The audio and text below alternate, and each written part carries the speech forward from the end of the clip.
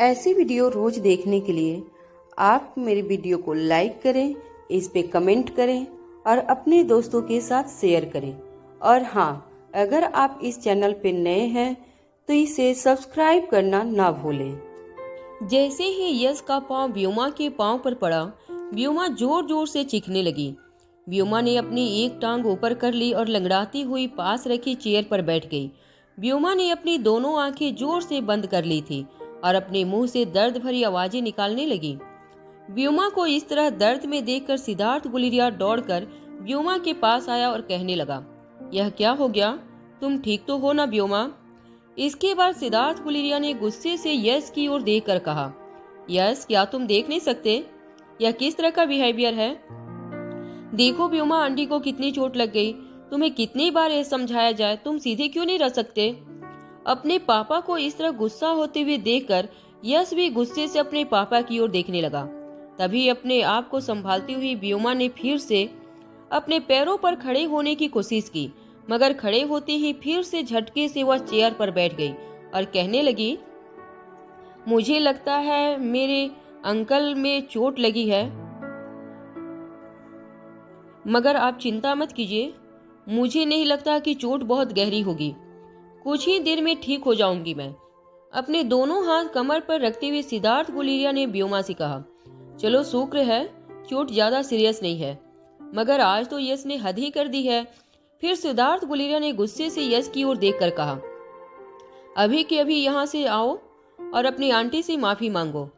सिद्धार्थ गुलेरिया जिस तरीके से अपनी कमर पर अपने दोनों हाथ रखकर खड़ा था, बिल्कुल उसी तरीके से यश ने भी अपने दोनों हाथ अपनी कमर पर रख दिए और सिद्धार्थ गुलेरिया से कहने लगा, मैं क्यों सॉरी कहूँ?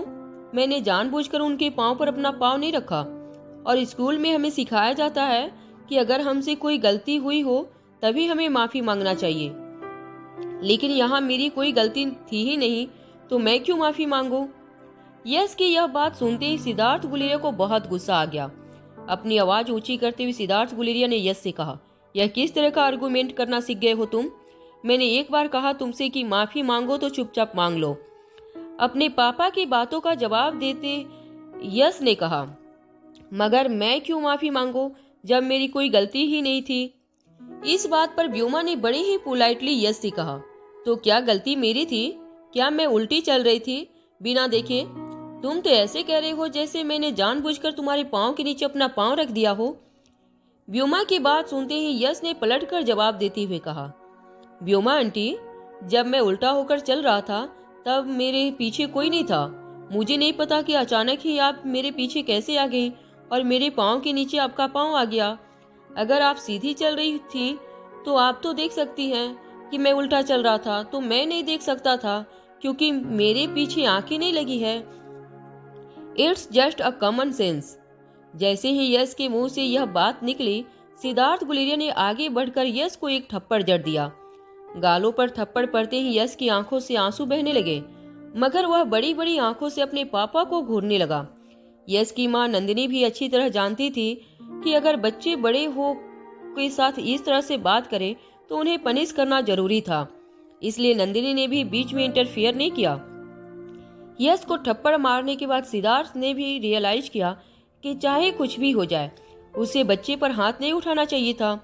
अभी रोते हुए यश को सिद्धार्थ मनाने ही जा रहा था कि व्योमा अपनी जगह से खड़ी हुई और सिद्धार्थ गुलेरिया से कहने लगी, रहने दीजिए भैया, अभी यश को दूसरा थप्पड़ मारने की कोई जरूरत नहीं है।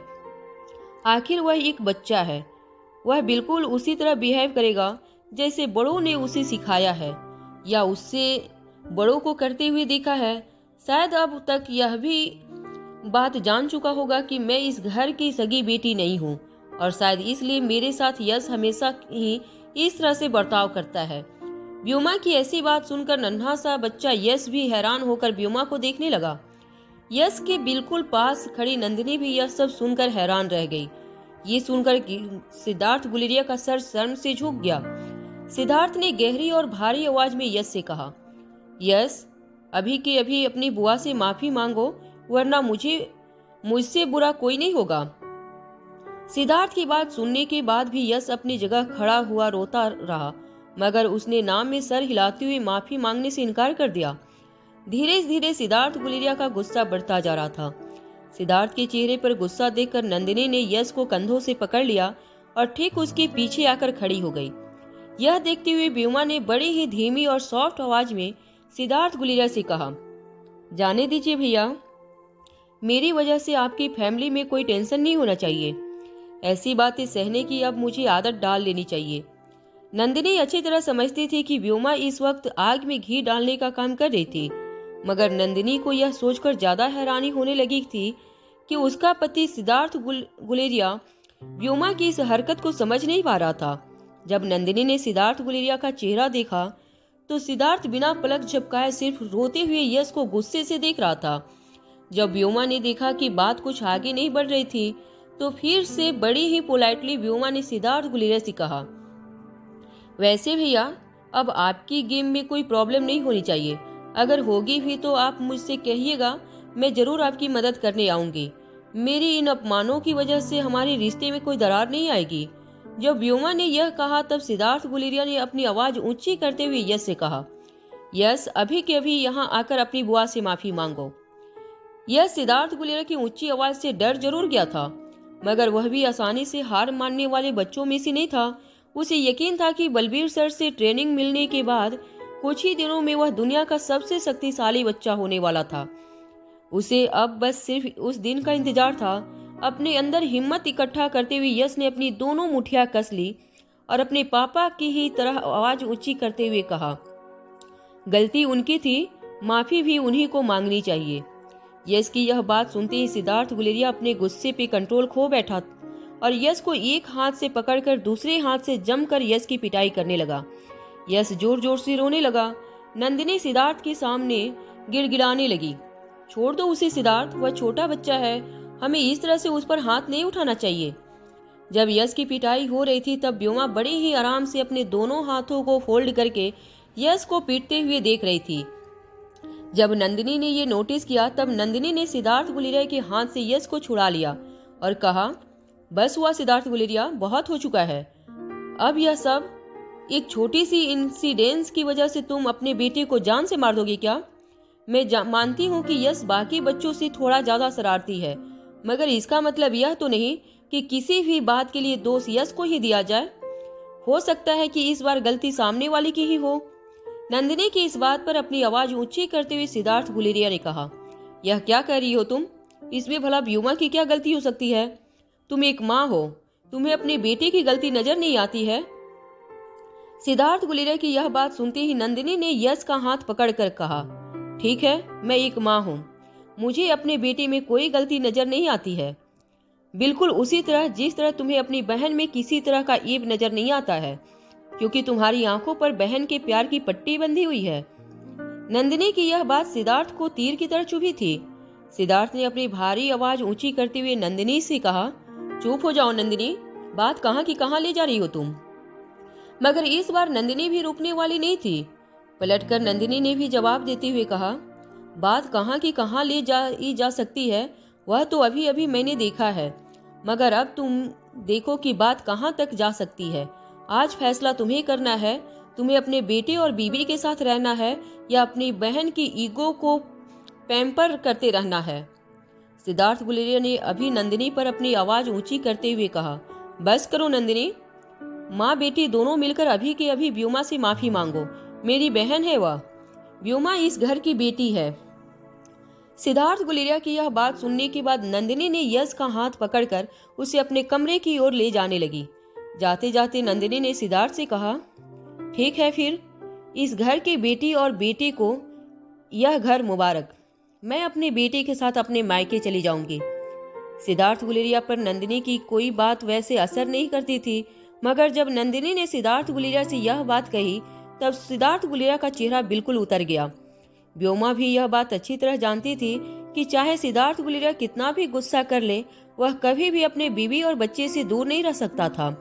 व्योमा वह अच्छी तरह जान चुकी थी कि नंदिनी ने एक ऐसा ब्रह्मास्त्र छोड़ दिया था जिसे बेअसर करना अब इस वक्त व्योमा के बस में नहीं था। व्योमा ने फिर से बड़ी ही सॉफ्ट और धीमी आवाज में पोलाइटली सिद्धार्थ गुलेरिया को समझाते हुए कहा, भैया मैं कह रही हूँ ना, मेरी वजह से आपके घर में टेंशन मत खड़ा कीजिए। जाइए भाभी को मना लीजिए। कितनी प्यारी जोड़ी है आपकी। बस मैं तो दिन रात यही प्रार्थना करती हूँ आपके परिवार को किसी की नज़र न लगे और आप तीनों यूं ही हमेशा साथ साथ रहें। जाइए जल्दी भाभी को मना लीजिए। व्योमा की बातें सुनकर सिद्धार्थ के मन में व्योमा के लिए इज्जत और बढ़ने लगी। वह किसी भी तरह व्योमा की नजरों से नजर मिला नहीं पा रहा था, इसलिए यहाँ वहां देखते हुए सिद्धार्थ ने व्योमा से कहा, माफ करना व्योमा, मुझे पता नहीं था बात इतनी बढ़ जाएगी। शायद यश पर हाथ उठाकर मैंने भी गलती कर ली। अब जाकर माँ बेटी को जल्दी से मना लेता हूँ। यह कहते हुए सिद्धार्थ गुलेरिया वहां से अपने रूम की ओर तेजी से चला गया। जब सिद्धार्थ कमरे में पहुंचा तब नंदिनी एक सूटकेस में अपने कपड़े पैक कर रही थी। यश बिस्तर पर बैठकर रो रहा था। सिद्धार्थ ने नंदिनी के दोनों हाथ पकड़कर कहा, ये क्या कर रही हो तुम? इतनी छोटी सी बात के लिए यह सब करने की कोई जरूरत नहीं है। अपने दोनों हाथ झटकते हुए नंदिनी ने सिद्धार्थ गुलेरिया से कहा, छोटी सी बात नहीं है यह, और सिर्फ आज की बात भी नहीं है। यह पहले जब बात मुझ तक थी तब तक तो मैंने सह लिया, मगर अब बात मेरे बेटे के अधिकारों की है। सिद्धार्थ गुलेरिया ने हैरान होकर नंदिनी से पूछा, अरे क्या कह रही हो तुम? ऐसे कोई कैसे यश के अधिकार छीन लेगा? अपनी बात को आगे बढ़ाते हुए नंदिनी ने कहा, बिल्कुल वैसे ही जैसे इस घर में घर की बहुओं के अधिकार छीन लिए गए हैं। छोटी बात हो व्योमा, भाभियों को नीचा दिखाने में कोई कसर नहीं छोड़ती। हर चीज पहले उसी को मिलती है। जैसे मंदिर में भगवान को पहले प्रसाद चढ़ाया जाता है, उसके बाद सब में बांट दिया जाता है। बिल्कुल उसी तरह जो चीजें उसे पसंद नहीं आती वह हमें बांट दी जाती है। यहाँ तक कि मेरे मायके वालों ने मेरे लिए बड़ी सी रियल डायमंड की ज्वेलरी भेजी थी। राजस्थान के जयपुरी कारीगरों से कटवाया गया था वह हीरा, मगर तुम्हारी बहन की नजर उस पर पड़ गई और तुमने वह नेकलेस सीधा उठाकर उसे दे दिया। यह बात सुनते ही सिद्धार्थ ने नंदिनी को प्यार से डांटते हुए कहा, अरे भाई, अब तक तुम उस नेकलेस को लेकर नाराज बैठी हो। ऐसे 1000 नेकलेस दिलवा दूंगा मैं तुम्हें। नंदिनी ने गुस्से से सिद्धार्थ को देखते हुए कहा, हर बात पैसों से नहीं तोली जाती। मेरे मायके वालों के इमोशंस भी जुड़े थे उस नेकलेस से, और तुम तो मेरे बहन के प्यार में इतने अंधे हो गए हो कि तुमने आज तक कभी यह बात भी नोटिस नहीं की कि वो नेकलेस मुझसे लेने के बाद आज तक कभी भी व्योमा ने वह नेकलेस पहना नहीं है। ऐसी हजारों ड्रेसेज, हजारों ज्वेलरी उसने बिल्कुल किसी पुराने जंग लगे सामान की तरह अपने कमरे के कोने में किसी कचरे की तरफ डंप करके रखी है। तुम्हारी बहन का मकसद सिर्फ अपने अधिकार पाना होता न, तब तक तो मैं चला लेती, मगर अब उनका मकसद दूसरों के अधिकार को छीनना भी हो चुका है। और अनिका के आने के बाद अब यह सब कुछ और बढ़ने लगा है। इसलिए मैं मेरे बेटे को लेकर यहाँ से जा रही हूँ। गुस्से से जब नंदिनी बैग पैक करके यश का हाथ पकड़कर उसे कमरे से बाहर ले जाने लगी, तब सिद्धार्थ ने अपने एक हाथ से नंदिनी के बैग छीनते हुए कहा, अच्छा जरा मेरी बात तो सुनो। मुझे पता है इस वक्त तुम बहुत गुस्से में हो, मगर एक बार शांति से मेरी बात सुनो। देखो, मैं जानता हूँ कि आज मुझे यश पर इस तरह हाथ नहीं उठाना चाहिए था, मगर वह गलती मेरी थी। इसमें व्योमा ने क्या किया? जो कुछ भी हुआ उससे भूल जाओ, मुझे माफ कर दो। देखो, तुम अच्छी तरह जानती हो कि मैं तुम दोनों के बिना नहीं रह सकता, और तुम यह भी अच्छी तरह जानती हो कि मैं कितना प्यार करता हूँ तुमसे। सिद्धार्थ गुलेरिया ने यह कहते हुए नंदिनी के दोनों गालों पर अपने हाथ रख दिए। सिद्धार्थ गुलेरिया की आंखों में इस वक्त नमी दिखाई देने लगी थी और नंदिनी कुछ भी बर्दाश्त कर सकती थी, मगर सिद्धार्थ की आंखों में आंसू नहीं देख सकती थी। उसी वक्त नंदिनी ने अपने बैग छोड़कर सिद्धार्थ को गले लगा लिया। कुछ देर तक नंदिनी सिद्धार्थ को हग करके रोने लगी। तभी नन्हा सा यश अपने मम्मी पापा को लिपट कर कहने लगा, मम्मा डोंट वरी, कुछ ही दिनों में मैं वर्ल्ड का सबसे स्ट्रॉन्ग बॉय बनने वाला हूँ। फिर अगर पापा ने हमें परेशान करने की कोशिश की तो मैं उन्हें नहीं छोड़ूंगा। यश की इस प्यारी सी धमकी को सुनते ही सिद्धार्थ और नंदिनी दोनों के चेहरे पर स्माइल आ गई। रो रो कर यश और नंदिनी दोनों की आंखें लाल हो चुकी थी। इसलिए सिद्धार्थ ने सोचा कि आज सबके साथ नीचे डाइनिंग टेबल पर डिनर करने से अच्छा होगा कि वह तीनों अपने कमरे में ही डिनर करें। सिद्धार्थ जब नीचे नौकरों को यह कहने गया कि वह उनका खाना उनके कमरे में पहुंचा दे, तब लिविंग हॉल में आकाश डाइनिंग टेबल पर पिंकी को खाना खिला रहा था। व्योमा वहीं पास बैठी मैगजीन पढ़ रही थी। दरअसल व्योमा भी इंतजार कर रही थी कब सिद्धार्थ गुलेरिया नंदिनी और यश को डाइनिंग टेबल पर लेकर आए और सबके सामने व्योमा से माफी मंगवाएं। मगर जब उसने सिद्धार्थ गुलेरिया को अकेले ही आते हुए देखा तो वह थोड़ी सी हैरान हो गई। पिंकी को खाना खिला रहे आकाश की ओर देखकर सिद्धार्थ ने कहा, वह दरअसल आज यश जिद कर रहा है कि वह टीवी देखते देखते ही खाना खाएगा, तो मैंने सोचा कि हम तीनों फिर हमारे कमरे में ही खाना खा लेते हैं। आकाश ने सिद्धार्थ की बात सुनकर हाँ में एक बार अपना सर हिला दिया और फिर से पिंकी को खाना खिलाने लगा। तभी मैगजीन एक तरफ रखते हुए व्योमा धीरे से अपनी जगह से उठी और स्टेयर केस से ऊपर जा रहे सिद्धार्थ से कहने लगी, भैया आपकी गेमिंग एप्लीकेशन अब ठीक से तो चल रही है ना? अगर कोई भी परेशानी हो तो मुझसे कहिएगा। सिद्धार्थ गुलेरिया को समझ नहीं आ रहा था कि वह किस तरह व्योमा को फेस करे, इसलिए बस व्योमा के सामने एक हल्की सी मुस्कान देकर वहां से चला गया। सिद्धार्थ, नंदिनी और यश डिनर करने के बाद अपने कमरे में सो गए। कुछ घंटों बाद जब नंदिनी की आंखें खुली तो उसने देखा कि सिद्धार्थ गुलेरिया बिस्तर पर नहीं था। नंदिनी को बालकनी से धीमी धीमी आवाजें आने लगी थी। जब वह बालकनी की तरफ गई तो सिद्धार्थ बालकनी में बैठा हुआ लैपटॉप पर कुछ देख रहा था। सिद्धार्थ के चेहरे से पता चल रहा था कि इस वक्त बहुत ज्यादा परेशान था। बालकनी में बिल्कुल सन्नाटा था, इसलिए सिद्धार्थ की धीमी आवाज भी बिल्कुल साफ नंदिनी को सुनाई दे रही थी। सिद्धार्थ ने फोन पर किसी से कहा, मगर अभी अभी कुछ ही घंटे पहले तो सब कुछ ठीक हो गया था, फिर अचानक यह सब कैसे हो गया? फोन स्पीकर पर था और सामने से आवाज आई, सर यह वह बग नहीं है, इस बार परेशानी कुछ और है। हमारे टेक्निकल डिपार्टमेंट को पता नहीं चल पा रहा है कि इस बार क्या हुआ है। सर हम फिर से व्योमा मैडम की हेल्प ले सकते हैं? सिद्धार्थ टेंशन में अपने अंगूठे के नाखून चबाने लगा। कुछ देर सोचने के बाद सिद्धार्थ ने अपने आदमी से कहा, क्या हम गुलेरिया इंडस्ट्री के टेक्निकल हेड की मदद नहीं ले सकते? मैं खुद टेक्निकल हेड से बात करता हूँ। तभी सामने से जवाब आया, जी सर, वह तो मैंने पहले ही कांटेक्ट कर लिया था। आकाश सर ने अपने स्टाफ को पहले ही इन्फॉर्म कर दिया था कि आपकी कंपनी को किसी भी तरह की मदद की जरूरत हो तो वह हमें जरूर अपनी एक्सपर्टीज देंगे, मगर उन्हें भी कुछ समझ में नहीं आ रहा है। सर अगर आने वाले कुछ घंटों में हमने यह टेक्निकल प्रॉब्लम सॉल्व नहीं किए तो हो सकता है लोग हमारी गेमिंग एप्लीकेशन को निगेटिव रिव्यूज देने लगेंगे। जितने लोगों ने अब तक गेम डाउनलोड की है वह भी अनइंस्टॉल कर देंगे और आगे भी कोई हमारी गेम डाउनलोड नहीं करेगा। सर अब तक जितना भी पैसा लगा है गेम डेवलपमेंट में और मार्केटिंग में, वह सारा का सारा पैसा डूब जाएगा। अब आप ही सोचिए सर कि इस सिचुएशन से बाहर निकलने के लिए हमें क्या करना चाहिए। ये सुनकर सिद्धार्थ गुलेरिया काफी परेशान हो गया था। ऐसा नहीं था कि गुलेरिया बिजनेस हाउस के पास पैसों की कोई कमी थी, मगर सिद्धार्थ गुलेरिया ने जिंदगी में पहली बार अपने बलबूते पर कुछ करने की कोशिश की थी, जिसमें उसने सारा पैसा खुद ही अरेंज किया था। और इस तरह से बिजनेस में फेल होने का मतलब यह था कि परिवार और कंपनी के बाकी एम्प्लॉयज के सामने हमेशा ही सिद्धार्थ गुलेरिया का सर झुका हुआ रहता। पहले भी सभी लोग यही बातें करते थे कि अगर आकाश गुलेरिया ने करण गुलेरिया के जाने के बाद गुलेरिया एम्पायर नहीं संभाला होता तो पता नहीं आज गुलेरिया परिवार की क्या हालत होती। बड़ा भाई होने के बावजूद कंपनी की बागडोर आकाश गुलेरिया के हाथों में दी गई थी। ऐसा नहीं था कि सिद्धार्थ गुलेरिया को आकाश से किसी तरह की जलन थी या वह किसी तरह की कंपटीशन करना चाहता था। बस सिद्धार्थ गुलेरिया को अपनी एक इंडिविजुअल आइडेंटिटी बनानी थी और गेम में आया वह नया वायरस सिद्धार्थ गुलेरिया के उन सपनों पर पानी फेर सकता था। वहां व्योमा अपने कमरे में बैठकर एक बड़ी सी स्क्रीन पर सॉफ्टवेयर के कुछ कोड की स्टडी कर रही थी। कुछ देर कोडिंग डिकोडिंग करने के बाद कीबोर्ड पर एंटर दबाते ही व्योमा के चेहरे पर मुस्कान आ गई। दरअसल सिद्धार्थ की गेमिंग में अभी अभी जो वायरस आया था वो व्योमा ने प्लांट किया था और उस वायरस को गेमिंग एप्लीकेशन से बाहर निकालने का तरीका भी सिर्फ व्योमा ही जानती थी।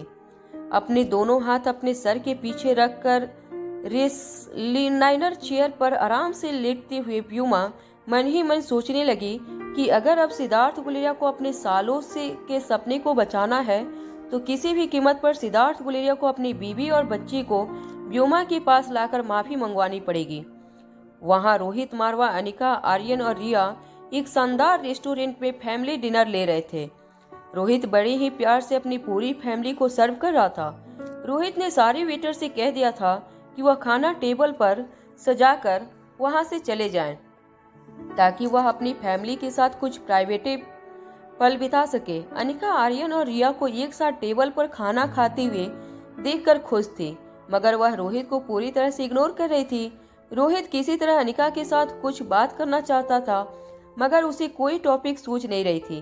तभी अचानक आर्यन को चम्मच से पास्ता खाते हुए देखकर रोहित ने अनिका से कहा, आर्यन के अंदर बदलाव देखकर मैं बहुत डर गया था।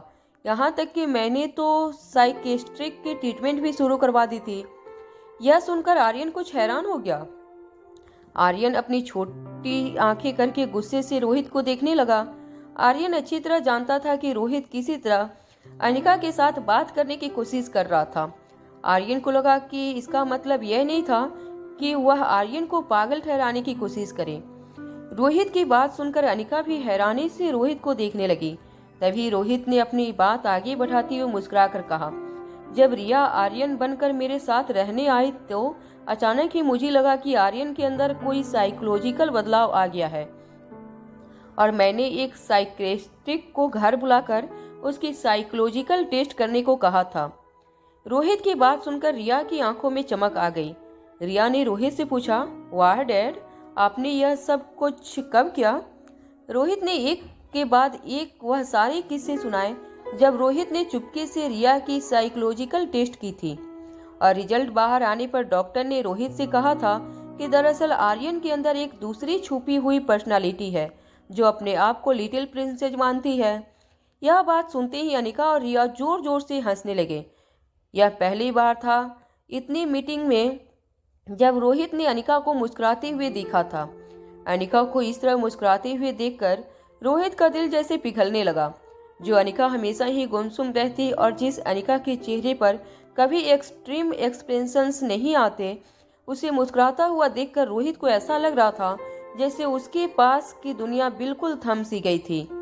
अनिका की खूबसूरती देखकर रोहित को यह महसूस हुआ कि वह अपनी सारी जिंदगी इसी तरह अनिका को मुस्कुराते हुए देखना चाहता था।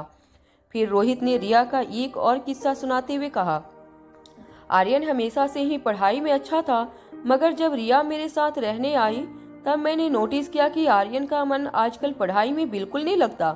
तभी मैंने एक बार उसका होमवर्क चेक किया। रिया ने अपनी साइंस की बुक में जो जवाब लिखा था वह पढ़कर मैं आज भी कभी कभी अकेले में हंस पड़ता हूँ। अनिका ने रोहित से पूछा, अच्छा ऐसा क्या लिखा था? रिया ने, जरा मैं भी तो सुनूं। रोहित ने जवाब देते हुए कहा, क्वेश्चन में पूछा गया था कि पानी में रहने वाले 3 एनिमल्स का नाम बताइए। हमारी शरारती रिया ने लिखा था क्रोकोडाइल्स, क्रोकोडाइल्स की मम्मी और क्रोकोडाइल्स के पापा। रिया का यह जवाब सुनकर अनिका और आर्यन भी जोर जोर से हंसने लगे। नन्ही सी रिया ने अपने कंधे हवा में उछालते हुए कहा, मैंने क्या गलत लिखा था इसमें? अनिका जानती थी कि रिया की आईक्यू काफी हाई थी, मगर अगर उसे किसी चीज में इंटरेस्ट ना हो तो वह उस चीज में सिर्फ लॉजिक ढूंढकर उस सवाल का जवाब दे देती थी और लॉजिकली रिया कभी भी रॉन्ग नहीं होती थी। अनिका ने नन्ही सी रिया को पकड़कर उसे चूम लिया। अपनी पूरी फैमिली को इस तरह हंसते मुस्कुराते हुए खाना खाते देखकर रोहित को आज जिंदगी में पहली बार ऐसा लगा था जैसे सचमुच उसने कोई बड़ी चीज अचीव कर ली थी। पलक झपकते ही कब 2 घंटे निकल गए यह किसी को पता नहीं चला। फिर पानी का ग्लास टेबल पर रखते हुए अनिका ने कहा, चलो अब बच्चों के सोने का टाइम हो गया है, हमें चलना चाहिए। रोहित को पता था कि उसकी फैमिली कुछ ही देर में बिछड़ने वाली है। रोहित की आंखों में मायूसी साफ नजर आने वाली थी। जैसे ही अनिका आर्यन को लेकर जाने लगी, नन्ही सी रिया रोहित की गोद में आकर बैठ गई और कहने लगी, वाह daddy, I had great time. Riya की पीठ थपथपाते हुए रोहित ने अनिका से कहा, क्या हम सब मिलकर अम्यूजमेंट पार्क जा सकते हैं? रोहित के मुंह से यह बात निकलते ही नन्ही सी रिया ने अपने दोनों हाथ रोहित के गले में डालकर कहा, this is a great idea, बहुत मजा आएगा।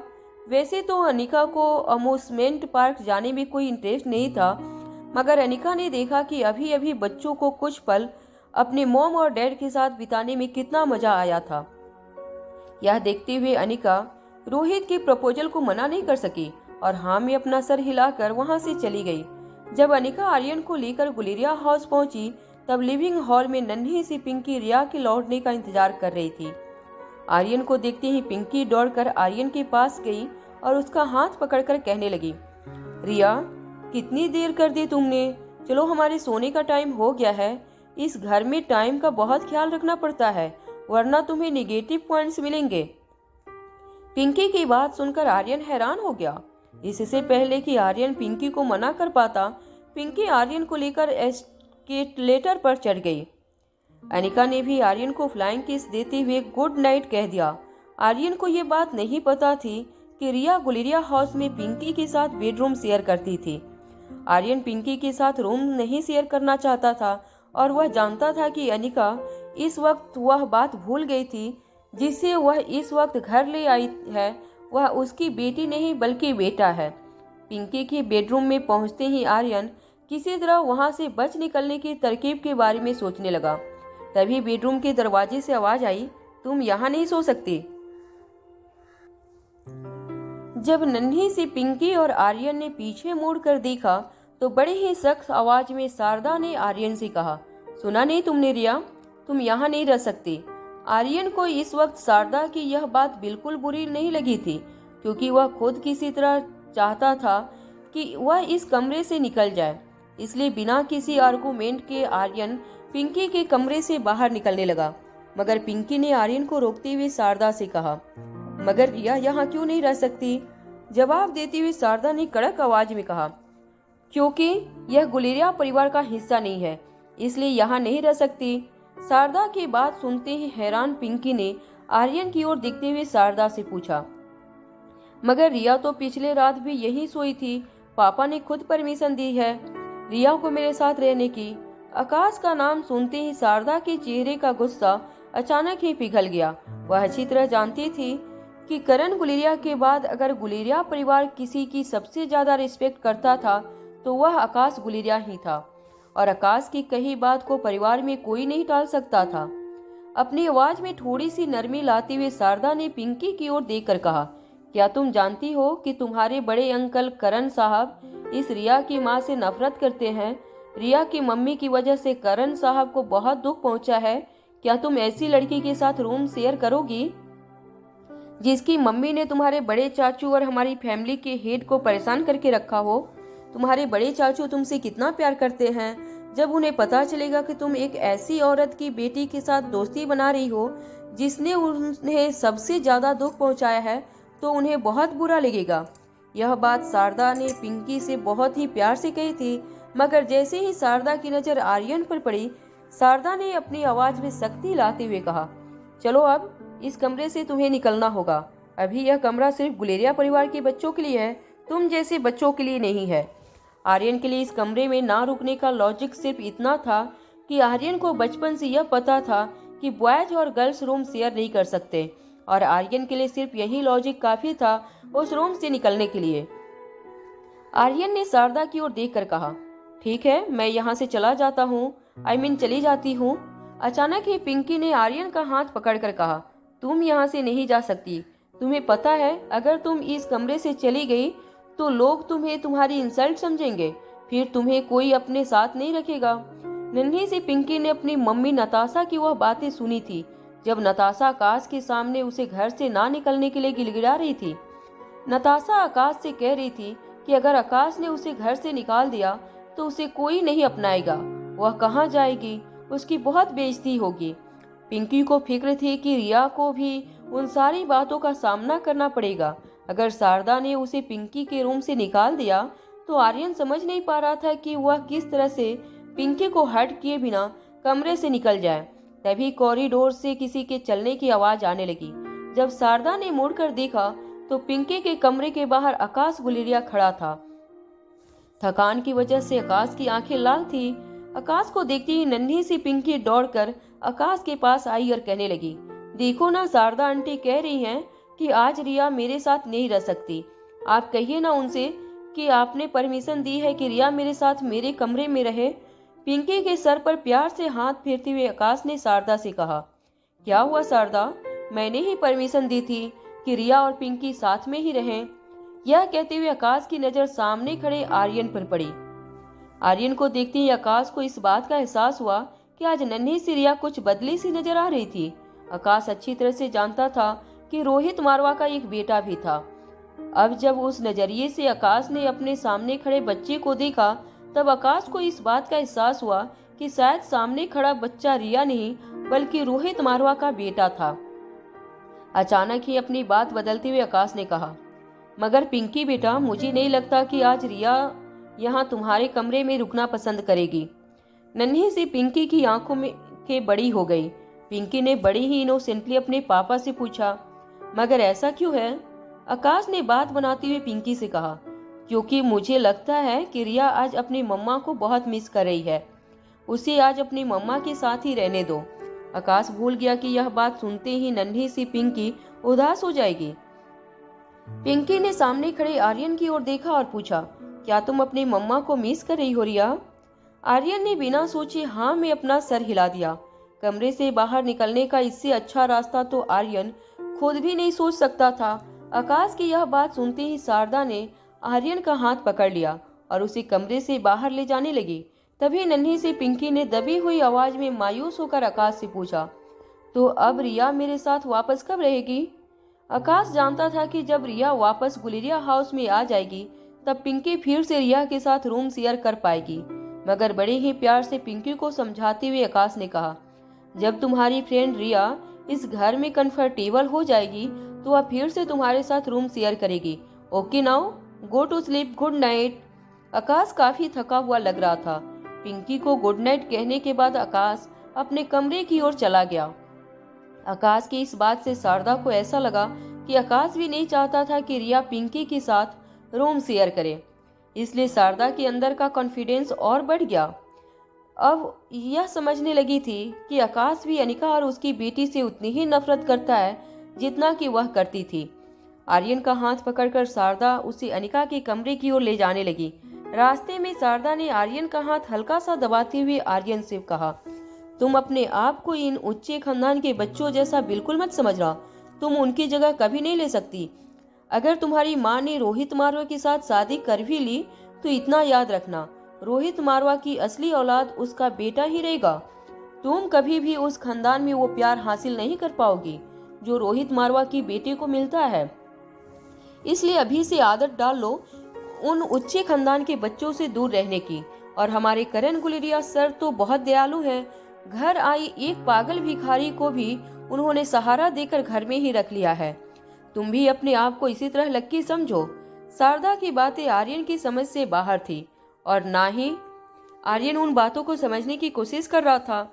आर्यन ने शारदा की बातें एक कान से सुनी थी और दूसरे कान से निकाल दी थी, मगर यह सारी बातें कॉरिडोर के दूसरे छोर पर खड़ी अनिका ने सुन ली थी। अनिका नाइट ड्रेस पहनकर आर्यन को गुड नाइट कहने ऊपर जा रही थी। वही कॉरिडोर के पास बने एक टेरेस गार्डन में नंदिनी वॉक ले रही थी। नंदिनी सिद्धार्थ गुलेरिया की गेमिंग एप्लीकेशन को लेकर काफी टेंस थी। जब नंदिनी ने पिंकी के कमरे से आती हुई आवाज सुनी तब वह भी रुककर सब कुछ सुन रही थी। जैसे ही आर्यन की नजर अनिका पर पड़ी, आर्यन दौड़कर अनिका के पास चला गया।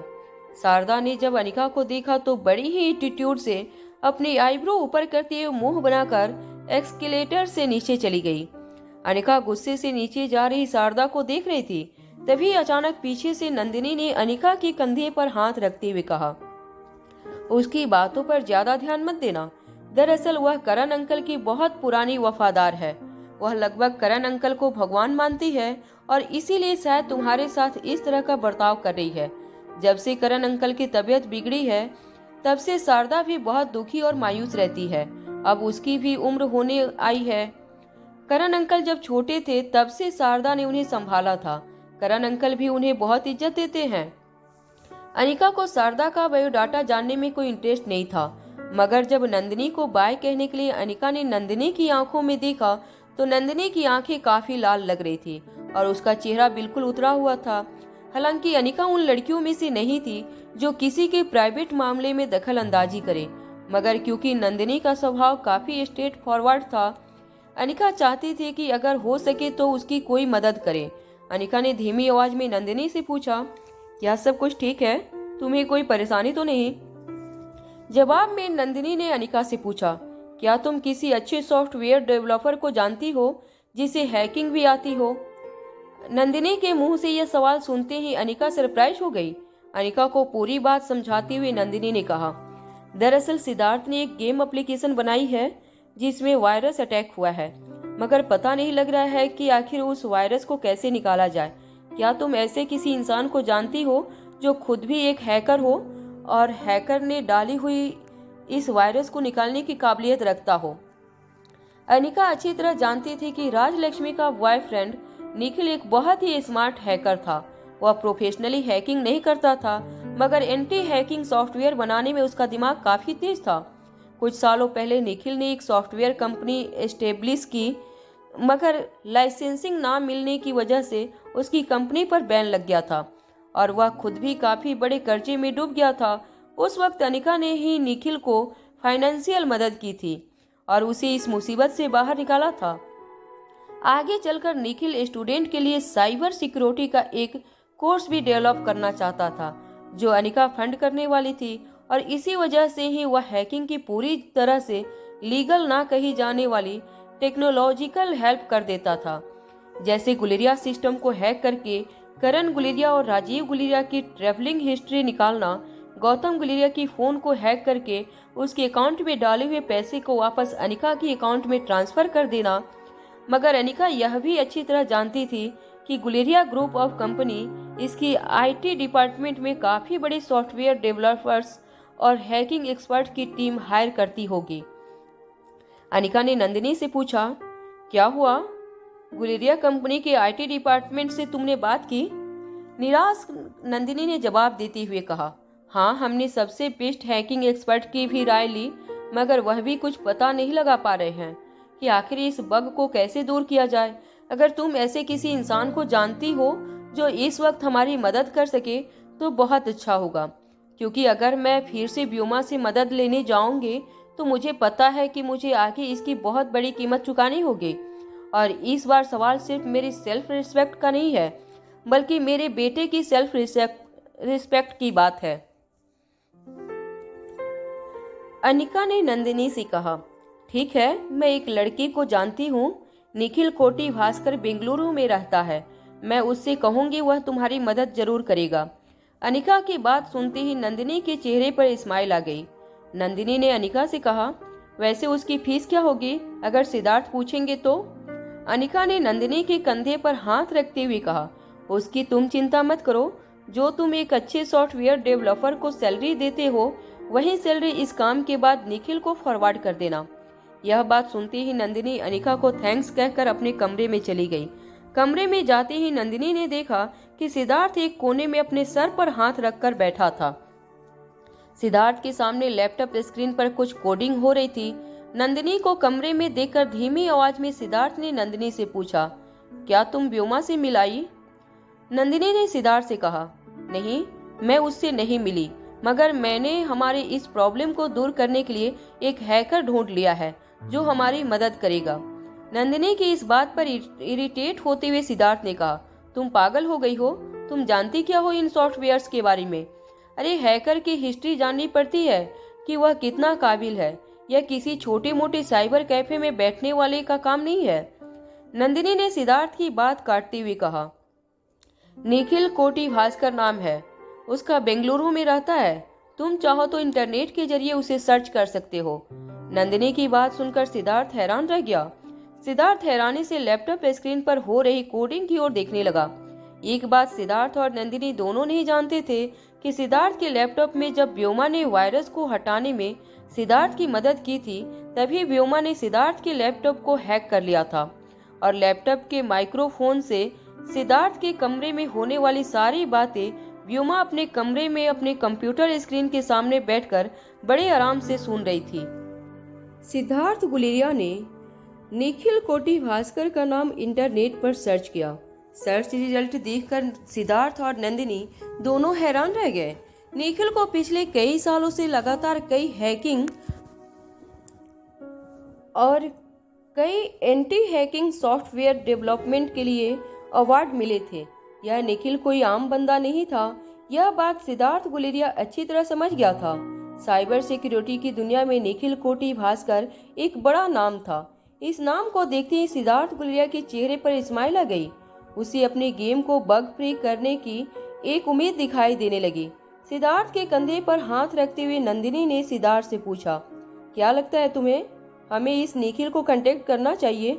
कुछ देर मन ही मन कुछ सोचने के बाद सिद्धार्थ ने नंदिनी से कहा, वैसे तो बंदा सही लग रहा है, मगर मुझे लगता है कि मुझे एक बार व्योमा को भी इसके बारे में पूछ लेना चाहिए।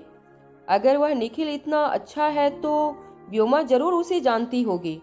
इससे पहले कि नंदिनी सिद्धार्थ की इस बात पर कुछ रिएक्ट करे, सिद्धार्थ अपने कमरे से बाहर निकल गया। व्योमा ने सिद्धार्थ और नंदिनी के बीच की सारी बातें सुन ली थी। सिद्धार्थ व्योमा से मिलने आ रहा है, यह सुनते ही व्योमा ने अपने स्पीकर ऑफ कर दिए और जिस लैपटॉप से वह नंदिनी और सिद्धार्थ गुलेरिया की बातें सुन रही थी उसे भी स्विच ऑफ कर दिया। कुछ ही देर में व्योमा के दरवाजे पर किसी ने नॉक किया। व्योमा अच्छी तरह जानती थी कि वह बाहर सिद्धार्थ गुलेरिया था, मगर दरवाजा खोलकर व्योमा ने अपने चेहरे पर सरप्राइज रिएक्शन लाते हुए कहा, अरे भैया, आप यहाँ? मुझे बुला लिया होता। आपकी गेम एप्लीकेशन तो ठीक चल रही है ना? व्योमा ने इस बात का जवाब ना देते हुए सिद्धार्थ ने व्योमा से पूछा, व्योमा, क्या तुम निखिल कोटी भास्कर नाम का किसी हैकर को जानती हो? व्योमा ने कुछ देर सोचने की एक्टिंग की और फिर अचानक ही कुछ याद आया। वो इस तरह का सिद्धार्थ से कहा, निखिल कोटी भास्कर, वो तो साइबर सिक्योरिटी की दुनिया में बहुत बड़ा नाम है। काफी कंपनी उसने हायर करने के लिए पीछे पड़ी है, मगर वह थोड़ा अलग इंसान है। किसी के साथ बंध कर नहीं रहना चाहता, खुद कुछ बड़ा करना चाहता है। उसे हायर करना तो हमारे बस में नहीं। मैंने खुद उसे कितनी बार गुलेरिया ऑफ कंपनीज में ज्वाइन करने के लिए कन्विंस करना चाहा, मगर अच्छी से अच्छी सैलरी देने पर भी हमें ज्वाइन नहीं करना चाहता। हाँ, मैंने सुना है थोड़ा सा आउट ऑफ माइंड बंदा है, किसी के साथ ज़्यादा बात नहीं करता। वैसे मैंने अब उसके साथ पर्सनली एक प्रोजेक्ट पर काम भी किया है, मगर यह नहीं कह सकते कि मैं उसे अच्छी तरह जानती हूँ। मगर जितना भी मैंने सुना है या जाना है, मुझे लगता है बड़ा ही रूड बंदा है। आसानी से हाथ में आने वालों में से नहीं है वह। व्योमा की यह बात सुनते ही सिद्धार्थ के चेहरे पर फिर से मायूसी आने लगी। सिद्धार्थ ने दबी हुई आवाज में व्योमा को थैंक्स कहा और वहां से चला गया। सिद्धार्थ को जाते हुए देखकर वह हैरान रह गई। व्योमा ने सोचा था कि अगर वह निखिल कोटी भास्कर की एक ऐसी इमेज सिद्धार्थ के मन में तैयार करती है जिससे सिद्धार्थ को लगे कि निखिल उसका काम नहीं करेगा, तो मजबूरन सिद्धार्थ को अपनी बीवी और बच्चे से कहकर व्योमा से माफी मंगवानी पड़ेगी और अपना काम करवाना पड़ेगा। मगर ऐसा कुछ नहीं हुआ और सिद्धार्थ गुलेरिया मुड़कर अपने कमरे की ओर जाने लगा। व्योमा ने अपने एक हाथ से जोर से अपने कमरे के दरवाजे पर दे मारा।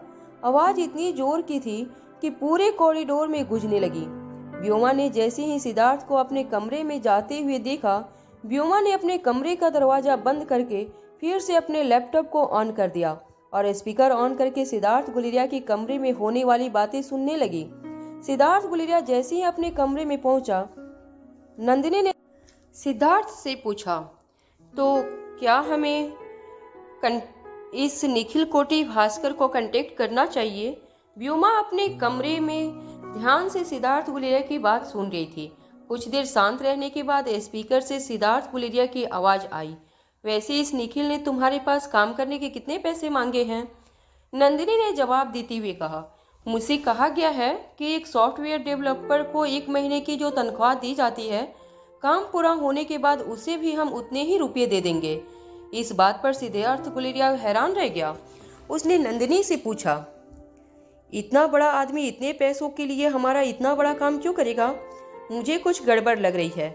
मुझे लगता है यह निखिल जिसका कांटेक्ट हमें मिला है वह कोई फेक आदमी है।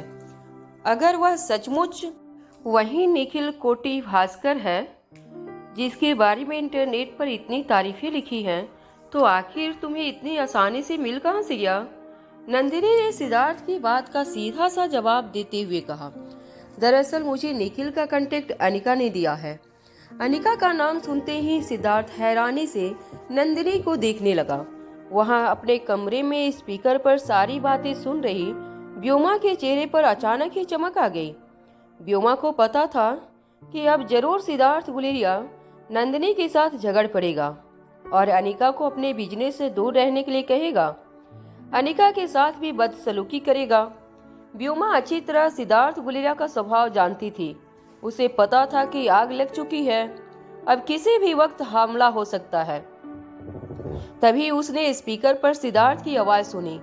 सिद्धार्थ ने नंदिनी से कहा, क्या तुम्हें लगता है कि अनिका जैसी भोली भाली लड़की इस तरह के लोगों को जानती होगी?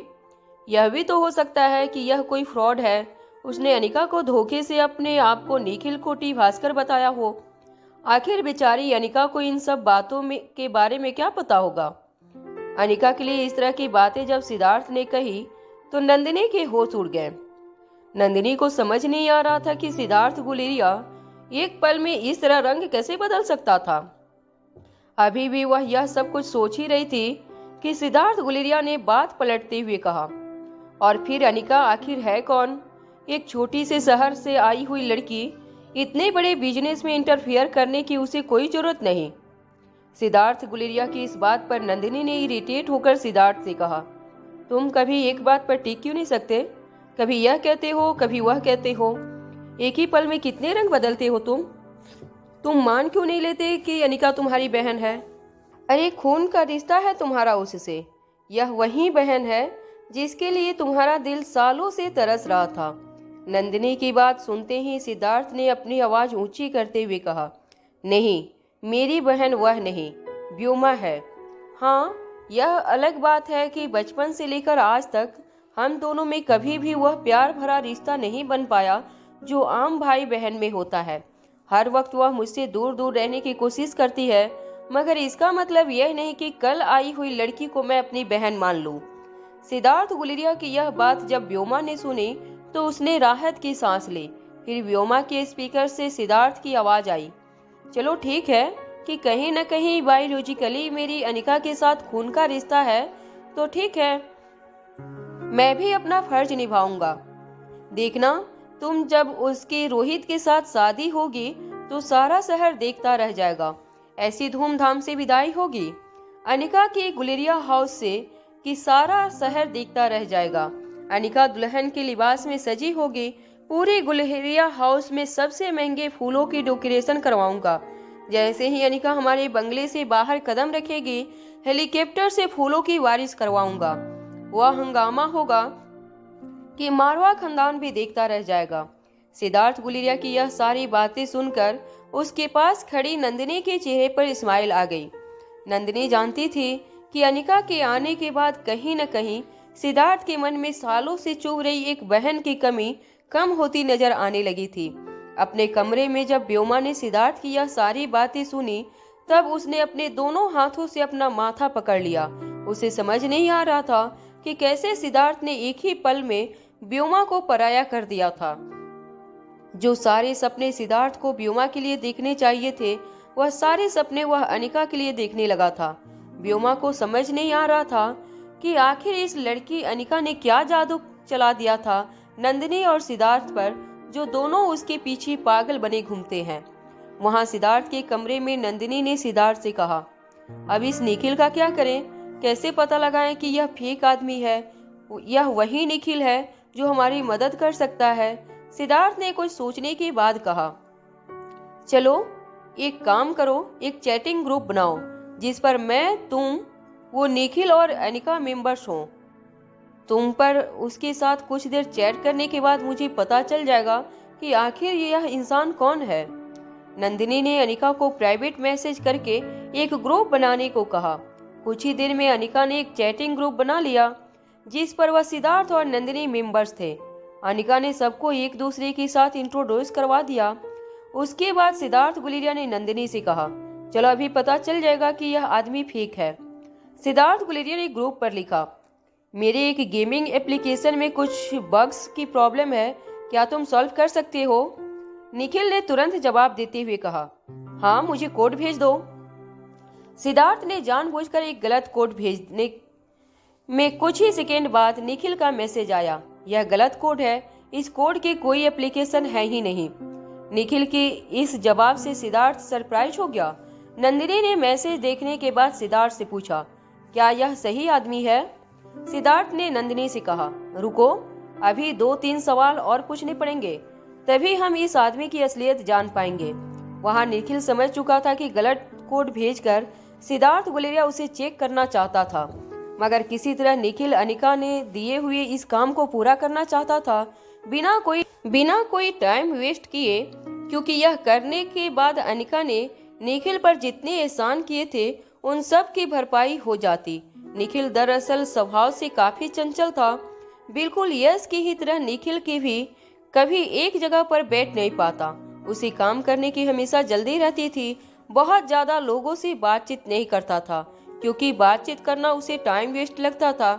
वह यह भी जानता था कि कहीं ऐसे कंपनी वाले होते थे जो काम करवाने के बाद पैसे नहीं दिया करते थे, इसलिए चैटिंग ग्रुप पर निखिल ने मैसेज भेजते हुए कहा, मैं आपको अभी एक कॉन्ट्रैक्ट भेजता हूँ, आप उस पर साइन कर दीजिए, मेरी फीस होगी 2 लाख। यह मैसेज पढ़ते ही सिद्धार्थ गुलेरिया ने नंदिनी की ओर देखकर कहा, देखा, अगर सचमुच कोई बड़ा आदमी होता तो क्या इस तरह काम की बात करने से पहले एग्रीमेंट भेज देता, और देखो सिर्फ 2 लाख मांग रहा है इतने बड़े काम के लिए। मुझे पक्का यकीन है कि यह कोई फ्रॉड है जो हमारी सारी बातें सुन रहा था। नंदिनी को लगा कि अब जरूर सिद्धार्थ गुलेरिया अनिका की इंटेंशन पर शक करेगा, मगर सिद्धार्थ ने नंदिनी से कहा, मुझे लगता है यह आदमी अनिका को फंसा रहा है। अच्छा हुआ इसका सामना मुझसे हो गया, फ्यूचर में अनिका को कोई बड़ा धोखा ना दे, इसलिए हमें आज ही इसका असली चेहरा अनिका के सामने लाना होगा। तुम एक काम करो, 2 लाख अभी इसने दिए हुए अकाउंट पर ट्रांसफर कर दो, मैं इलेक्ट्रॉनिक एग्रीमेंट पर सिग्नेचर भी भिजवा देता हूँ। नंदिनी ने सिद्धार्थ के कंधे पर हाथ रखते हुए कहा, कहीं रिस्की तो नहीं होगा ना? सिद्धार्थ ने अपनी लैपटॉप स्क्रीन पर देखते हुए कहा, रिस्क सिर्फ 2 लाख का है, मगर बात यहाँ गुलेरिया परिवार की बेटी के साथ फ्रॉड की है। ऐसे कोई कैसे बाहर वाला आकर गुलेरिया परिवार की बेटी को उल्लू बना देगा? हमें अनिका को प्रोटेक्ट करना होगा। सिद्धार्थ की बात नंदिनी को भी सही लग रही थी। नंदिनी ने दिए हुए अकाउंट नंबर पर 2 लाख भिजवा दिए। सिद्धार्थ गुलेरिया ने मैसेज टाइप करते हुए लिखा, मैंने एग्रीमेंट पर साइन करके तुम्हें कॉपी भिजवा दी है और पैसे भी ट्रांसफर हो गए हैं तुम्हारे अकाउंट में। क्या अब तुम काम शुरू कर सकती हो? मगर इसके बाद निखिल का कोई मैसेज नहीं आया। जब कुछ मिनट तक निखिल का कोई रिप्लाई नहीं आया, तब सिद्धार्थ ने फिर से मैसेज करते हुए लिखा, पैसे मिलते ही गायब हो गए। जब और 5 मिनट तक निखिल का कोई मैसेज नहीं आया तो हैरानी से नंदिनी सिद्धार्थ के साथ देखने लगी कंप्यूटर स्क्रीन की ओर। लैपटॉप देखते हुए सिद्धार्थ ने कहा, कहीं इस फ्रॉड ने खुद अनिका भी शामिल तो नहीं है? जैसे ही सिद्धार्थ गुलेरिया ने अनिका के बारे में ऐसी बात कही, नंदिनी ने सिद्धार्थ से कहा, मैं जानती हूँ इस वक्त तुम बहुत टेंशन में हो, मगर इसका मतलब यह नहीं कि तुम बिना किसी प्रूफ के अनिका पर कोई भी इल्जाम लगा दो। मेरा दिल कहता है अनिका ऐसी बिल्कुल नहीं है। नंदिनी और सिद्धार्थ गुलेरिया परेशान होकर कंप्यूटर स्क्रीन की ओर देखने लगे। सिद्धार्थ गुलेरिया को पक्का यकीन हो गया था कि अनिका ने अभी अभी जिस किसी का नंबर दिया था वह आदमी फ्रॉड था, और उसके अकाउंट में पैसे आते ही उसने अब इनके साथ चैट करना बिल्कुल बंद कर दिया था। सिद्धार्थ गुलेरिया के दिमाग में एक बार यह बात भी आई कि अनिका ने ही इस आदमी के साथ मिलकर सिद्धार्थ गुलेरिया के साथ फ्रॉड किया था। मगर अपनी ही बातों पर पलटते हुए सिद्धार्थ गुलेरिया को दूसरे ही पल इस बात का एहसास हुआ कि अभी अभी यह पता चला था कि अनिका गुलेरिया भी गुलेरिया खानदान की वारिस है, और अब प्रॉपर्टी पर अनिका का भी उतना ही हक होगा जितना आकाश और सिद्धार्थ का था। फिर ऐसी लड़की 2 लाख के लिए क्यों इस तरह का स्कैम करेगी? अब सिद्धार्थ गुलेरिया को इस बात का यकीन हो गया था, यह जो कोई भी लड़का था वह अनिका को बेवकूफ बनाकर पैसे ऐंठना चाहता था। ग्रुप चैट पर मैसेज टाइप करते हुए सिद्धार्थ गुलेरिया ने अनिका को लिखा, देखा अनिका, यह आदमी फ्रॉड है और तुम्हें बेवकूफ बना रहा है। मुझे पता नहीं कि अब तक इसने तुमसे कितने पैसे ऐंठे हैं और फ्यूचर में इसके क्या प्लान है, मगर तुम्हें जल्दी से इस आदमी को ब्लॉक करना होगा। मैसेज टाइप करने के बाद सिद्धार्थ ने नंदिनी से कहा, मुझे लगता है मुझे साइबर फ्रॉड की कंप्लेन कर देनी चाहिए। हो सकता है ऐसे लोग हमारे अकाउंट में से और पैसे भी निकलवा लें। आजकल ऐसा होना बहुत आम बात है। जैसे ही सिद्धार्थ ने नंदिनी से यह सारी बातें कही, चैटिंग ग्रुप पर निखिल ने मैसेज किया जिसमें लिखा था, बातें करना बंद कीजिए, आपका लैपटॉप और आपके लैपटॉप के जरिए आप दोनों के फोन किसी ने हैक किए हैं। जिस किसी ने यह किया है वह इस वक्त आपकी सारी बातें सुन रहा है। यह मैसेज पढ़ते ही सिद्धार्थ और नंदिनी शॉक हो गए। इस मैसेज से नंदिनी बहुत घबरा गई थी। बिल्कुल धीमी आवाज में नंदिनी ने सिद्धार्थ से कहा, क्या हमारे कमरे में किसी ने कैमरा लगाए हैं? वह हमें देख सुन सकता है। अगर ऐसा है तो अब तक उसने क्या कुछ नहीं रिकॉर्ड किया होगा, और अगर उसने इसकी एक वीडियो टेप वायरल कर दी तो मैं तो किसी को मुंह दिखाने के काबिल नहीं रहूंगी। एयर कंडीशन रूम में होने के बावजूद नंदिनी के माथे से पसीना टपकने लगा था। सिद्धार्थ ने नंदिनी को चुप करवाते हुए धीमी आवाज में कहा, ऐसा नहीं हो सकता। अरे तुम जानती नहीं हमारे पूरे घर में इतनी सख्त सिक्योरिटी है। अरे कोई इस तरह हमारे कमरे में कैमरा रख कर जाए और हमारे सिक्योरिटी टीम को इसकी खबर भी ना हो, ऐसा हो ही नहीं सकता। मगर सिद्धार्थ की बातों से नंदिनी की टेंशन कम नहीं हो रही थी। नंदिनी ने धीमी और कांपती हुई आवाज में सिद्धार्थ से कहा, अगर वह आदमी हमारी सिक्योरिटी टीम के साथ मिला हुआ होगा तो? यह कहाँ फंस गए हम? मुझे बहुत डर लग रहा है। नंदिनी इस वक्त अपने नाइट गाउन में थी। नंदिनी के बिल्कुल पास खड़े सिद्धार्थ बोलने लगा, तुम बेकार की फिक्र कर रही हो। ये सब कुछ वह इसलिए कर रहा है ताकि हम टेंशन में आ जाएं, हमें डर लगने लगे और हम उनकी बातों पर विश्वास करने लगे। जब सिद्धार्थ गुलेरिया नंदिनी को यह कहकर दिलासा दे रहा था, तभी अपने दोनों हाथों से एक चादर सिद्धार्थ ने नंदिनी के शरीर पर लपेट दी। सिद्धार्थ गुलेरिया हमेशा ही कुछ कहता कुछ था और करता बिल्कुल उसका ऑपोजिट था। नंदिनी सिद्धार्थ की इस आदत से वाकिफ थी, मगर आज उसे सिद्धार्थ के इस आदत पर बहुत इरिटेशन हो रही थी। सिद्धार्थ के इस बर्ताव से नंदिनी का डर और भी बढ़ गया था। सिद्धार्थ ने डरी हुई नंदिनी से कहा, तुम डरो मत, बिल्कुल मत डरो, मैं छोड़ूंगा नहीं। यह जो कोई भी है, तुम जानती नहीं तुम्हारे पति की पावर कितनी है। तभी ग्रुप चैट पर फिर से निखिल ने मैसेज किया, देखो तुम्हारे कमरे में कोई कैमरा नहीं लगा है। जिसने भी तुम्हारे सिस्टम को हैक किया है वह सिर्फ तुम्हें सुन सकता है। अब नंदिनी और सिद्धार्थ यह मैसेज पढ़ते ही बिल्कुल खामोश हो गए। डर के मारे दोनों अपने कमरे में चारों ओर देखने लगे। नंदिनी ने सिद्धार्थ ने लपेटी हुई चादर को और कसकर बांध लिया। तभी सिद्धार्थ ने मैसेज टाइप करते हुए कहा, मगर यह कैसे हो सकता है कि कोई बाहर का आदमी हमें इतने सिक्योर सिस्टम को हैक करे, और फिर तुम यह सब कैसे जानते हो? निखिल ने मैसेज में लिखा, क्योंकि अभी अभी तुम्हारे गेम से वायरस निकालने के लिए मैंने तुम्हारा कंप्यूटर हैक किया था, जिससे मुझे पता चला कि तुम्हारा कंप्यूटर तुम्हारे ईमेल के थ्रू तुम्हारे फोन दोनों हैक किए गए हैं और माइक्रोफोन तुम्हारे तीनों डिवाइस पर ऑन कर दिया गया है। तुम जो भी बात कर रहे हो वह कोई थर्ड पार्टी सुन रहे हैं। यह सारी बातें सुनकर सिद्धार्थ ने अपनी आवाज ऊंची करते हुए नंदिनी से कहा, यह सब ड्रामा है, बकवास है। अब पक्का है कि ये आदमी फ्रॉड है। अरे ऐसे कोई हमारी इतनी सिक्योर सिस्टम हैक कर लेगा और हमारी आवाज सुनने लगेगा? सब बकवास है। ये आदमी क्या सोचता है सिद्धार्थ गुलेरिया को डराना इतना आसान है? तभी लैपटॉप के स्पीकर से एक रोबोटिक आवाज आई, अगर तुमने इसे मजाक समझा तो तुम्हारा ही नुकसान होगा।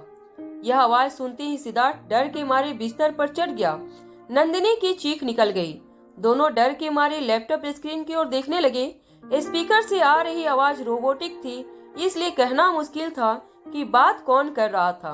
अब सिद्धार्थ गुलेरिया की आवाज में भी कॉन्फिडेंस कम होने लगा था।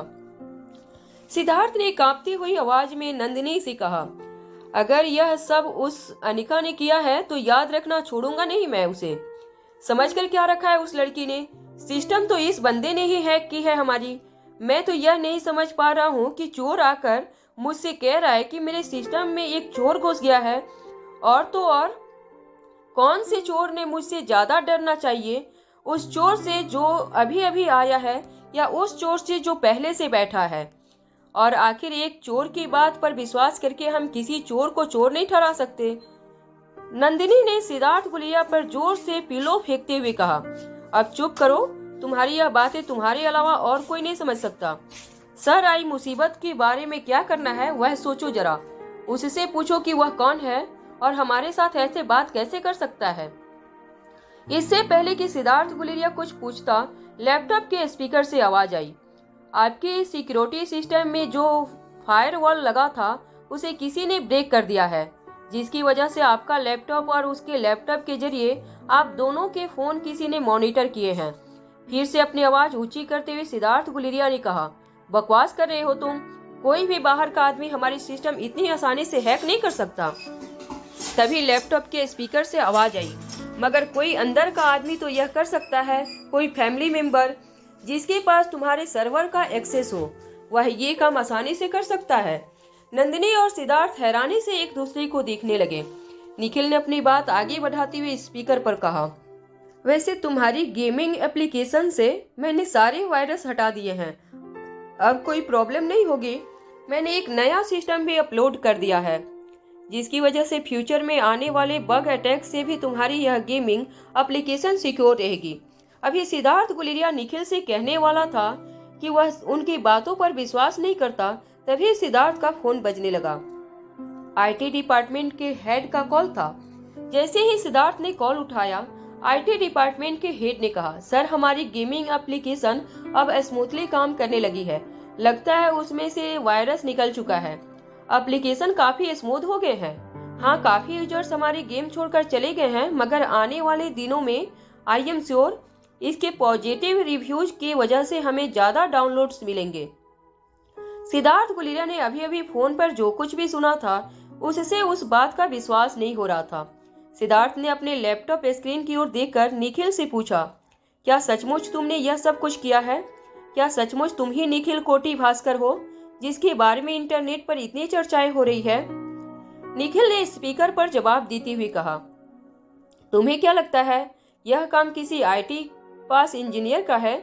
ऐसा काम कुछ ही मिनट में करने के लिए निखिल जैसा दिमाग होना बहुत जरूरी है, और मैं गारंटी के साथ कह सकता हूँ मेरे अलावा ऐसा काम इंडिया में तो और कोई नहीं कर सकता। निखिल के काम और उसकी बातों के कॉन्फिडेंस से अब सिद्धार्थ गुलेरिया को कुछ यकीन होने लगा था कि अनिका ने जिस निखिल का कांटेक्ट करवाया था वह एक जेन्युइन सॉफ्टवेयर एक्सपर्ट है। मगर सिद्धार्थ अभी भी यह बात समझ नहीं पा रहा था कि आखिर अनिका जैसी सीधी साधी लड़की को निखिल कोटी भास्कर जैसे इंसान का कांटेक्ट कहां से मिला, और जैसे आखिर अनिका को ऐसे किसी आदमी की क्या जरूरत पड़ सकती थी।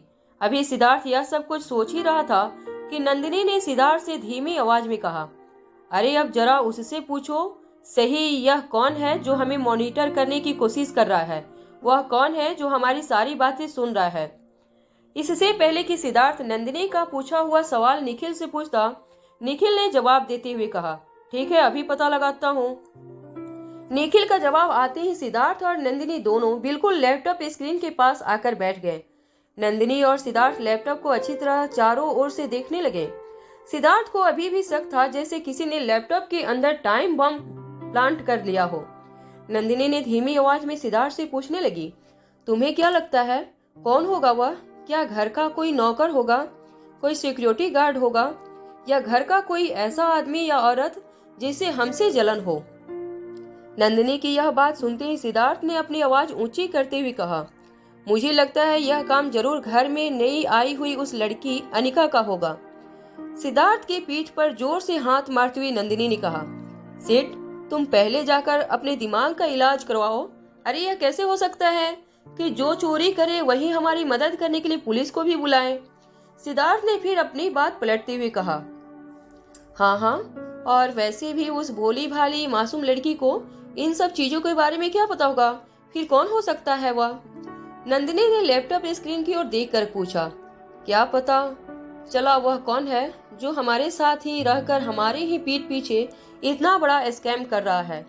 निखिल ने जवाब देते हुए कहा, मैं कोशिश कर रहा हूँ ढूंढने की, मगर अचानक ही उसके सर्वर से आपके लैपटॉप का कनेक्शन टूट गया है। मुझे 5 मिनट दीजिए, मैं पता लगाता हूँ। नंदिनी और सिद्धार्थ के पास इस वक्त निखिल की बात मानने के अलावा और कोई रास्ता नहीं था। निखिल ने अभी अभी उसकी गेम एप्लीकेशन को वायरस फ्री किया था और वो भी इतनी कम फीस में। नंदिनी ने लैपटॉप स्क्रीन की ओर देखकर निखिल से कहा, थैंक यू, आपने हमारे लिए इतना बड़ा काम किया है। तभी निखिल ने जवाब देते हुए कहा, थैंक यू तो मुझे आपको कहना चाहिए। निखिल के लिए यह 2 लाख की फीस मायने नहीं रखती थी। जो मायने रखते थे वह यह था कि अनिका ने उस पर कुछ सालों पहले जो एहसान किया था वह एहसान चुकाने का उसे मौका मिला था। कुछ देर कीबोर्ड पर टाइप करने के बाद निखिल ने सिद्धार्थ से कहा, आई एम वेरी क्लोज। कुछ ही मिनटों में पता चल जाएगा कि वह इंसान कौन है जो आपको मॉनिटर कर रहा है। सिद्धार्थ गुलेरिया की सांसें तेज होने लगी थी। उसने सोच लिया था कि जैसे ही उस शख्स का पता चलेगा जो इस तरह से सर्वर को टैप करने की कोशिश कर रहा था, वह उसे पूरे खानदान के सामने बेनकाब कर देगा और उसे गुलेरिया हाउस से निकालकर बाहर करेगा। अभी सिद्धार्थ गुलेरिया ये सब कुछ सोच ही रहा था कि उसके कमरे के दरवाजे पर किसी ने नॉक किया। नॉक की आवाज सुनते ही सिद्धार्थ और नंदिनी दोनों हैरान रह गए। नंदिनी को घबराहट होने लगी। सिद्धार्थ ने उसे शांत करते हुए अपने पीछे रहने को कहा। सिद्धार्थ धीरे धीरे अपने दरवाजे की ओर बढ़ा। जैसे ही सिद्धार्थ ने दरवाजा खोला, दरवाजे पर व्योमा को खड़ी देखकर हैरान रह गया। व्योमा काफी घबराई हुई लग रही थी। व्योमा अपने दोनों हाथ मसलते हुए सिद्धार्थ गुलेरिया से कहने लगी, सिद्धार्थ भैया, मुझसे एक बहुत बड़ी गलती हो गई है।